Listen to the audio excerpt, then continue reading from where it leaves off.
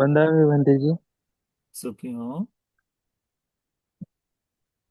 भंते जी, ऐसे कौन से कर्म है जो करने के बाद हमें मतलब किसी को इस बुद्ध शासन में चिवर मिलेगा?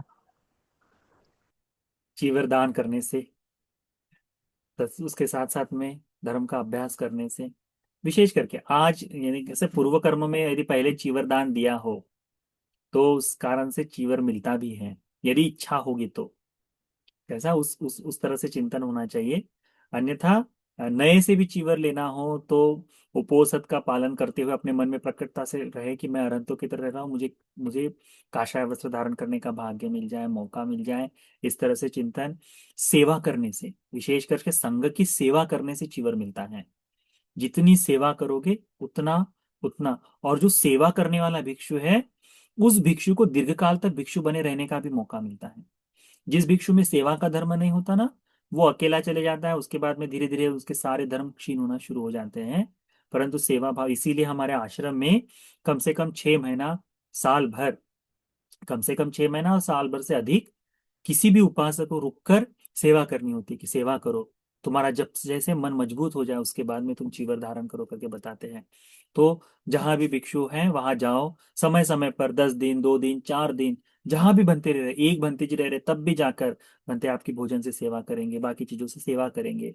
इस तरह से जाकर सेवा करना आरंभ करो। जहां तुम्हारे नजदीक में लगता है उस विहार में जाओ, 2 दिन रुको बंदे जी के पास, भोजन आदि बनाकर सेवा करो, विहार की साफ सफाई में सेवा करो, बंदे जी को गिलान पच्चे आदि से, धर्म चर्चा से। विघ्न नहीं, परंतु उनके लिए सहायक। तो अपने सप्ताह में से 2 दिन चले गए बंते जी। पुरुष के लिए तो सरल है, स्त्रियों के लिए थोड़ा कठिन है। अभी जब अय्या जी का बन जाएगा विहार तो शायद हो सकता है उपासिकाएं भी 2-2 दिन के लिए जाकर रुक सके। पुरुष व्यक्ति 2 दिन की छुट्टी है, हाँ बनते जी फोन कर दिए, बनते जी 2 दिन के लिए हम आना चाहते हैं, सेवा करेंगे, बनते जी तो चले गए। जो भी जैसे भी जो भी काम कर रहे बनते जी उसमें हाथ बटा दिए, थोड़ा सा साफ सफाई में थोड़ा काम कर दिए, जाकर रात भर रुके, थोड़ी ध्यान साधना किए, 10 मिनट का धर्म सुने। पूरा नहीं कि दिन भर धर्म सुनना चाहिए, ऐसा नहीं है। सेवा का अर्थ होता है इन सारी चीजों से। और 2 दिन रहते समय हर क्षण चित्त में संघानुस्थिति होनी चाहिए, और मैत्रीपूर्ण ये जो काय कर्म, वची कर्म, मनोकर्म ये हो जाए। जैसे जैसे ये पारमिता परिपक्व होती जाएगी वैसे वैसे तुमको चीवर में रहने का वो जो भाग्य है उत्पन्न होते जाएगा, वो होते ही जाएगा। इसी जीवन में चीवर भी धारण कर सकता है यदि कोई व्यक्ति चाहे तो। ठीक है। बंदे जी, धर्म के अनुसार जीवन अच्छा चल रहा है, लेकिन एक प्रॉब्लम है। मैं मेरा अहंकार ये भाव कैसे निकालूं? मैं मरने वाली हूँ कल, मेरी मृत्यु हो जाएगी, कंटिन्यू चिंतन करो। मैं मरने वाली हूँ। हम्म? मैं मरने वाला हूँ, भगवान ने बताया ना, मरणानुस्मृति का अभ्यास करो तो काहे का अहंकार। हम्म? थोड़ी ना कुछ लेके जाएंगे। तो निरंतर मरणानुस्मृति का अभ्यास अच्छे से सकारात्मक होना चाहिए मरणानुस्मृति का। ठीक है। मृत्यु के दोष नहीं, मृत्यु के गुण देखना है। कौन से? कि मेरी मृत्यु कभी भी हो सकती है। यदि मैं किसी के साथ क्रोध में मरूं तो फिर कैसे होगा, अहंकार में मरूं तो कैसे होगा। तो ऐसा व्यक्ति क्या करता है, बड़े, अब देखो ना, कोई व्यक्ति मर जाए तो किसी के साथ कितना भी झगड़ा हो जाए, हम लोग क्या करते हैं, मरने तो वाला है, चले जाते हैं, अपना गुस्सा त्याग कर जाते हैं कि नहीं।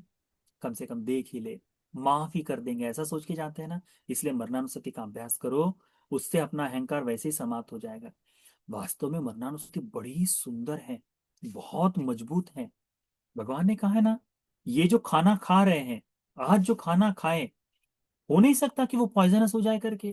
पेट में यदि पाचन तंत्र में कोई दिक्कत आ जाए और वो पॉइजनस हो जाए, मर जाता है आदमी।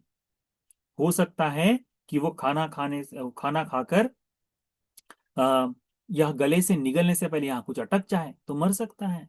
रात्रि को सो रहे दूसरे दिन उठे ही ना, ये भी हो सकता है। चलते हुए ठोकर गिर जाए, किसे पता चलता है कि कब मृत्यु होगी। तो हमेशा ये सोचकर चलो कि कल को मरना है, कल मरना है। तो आज अहंकार की इस बात का, इस तरह का चिंतन करो। अपने आप धीरे धीरे, इकट्ठा नहीं, धीरे धीरे हमारा अहंकार भी खत्म हो जाता है। अहंकार को समझना बड़ा मुश्किल काम है। अहंकार बड़ा है, बड़ी बड़ी सूक्ष्म तरह से आता है, ऐसे घर कर जाता है। अच्छा मैं तो सुंदर हूँ, मैं बढ़िया हूँ, मैं अच्छी धर्म देशना करता हूँ, इस तरह से भी अहंकार आ जाए। मैं तो बहुत प्रसिद्ध हूँ, चार लोग मुझे जानते हैं, ऐसा अहंकार आ जाए ना, तो बड़ा, मेरे अलावा तो ये हो ही नहीं सकता, मैं ही हूं इसका सब कुछ, ऐसा भी किसी में अहंकार आ जाए तो बड़ी मुश्किल खड़ी हो जाती है। ऐसा इसीलिए अहंकार वैसी चीजों से नहीं आना चाहिए, हमेशा सोचना चाहिए कि भाई मेरी मृत्यु हो सकती है, मेरे अलावा भी ये सब कुछ ठीक चल रहा है, मैं किस चीज का अहंकार करूं।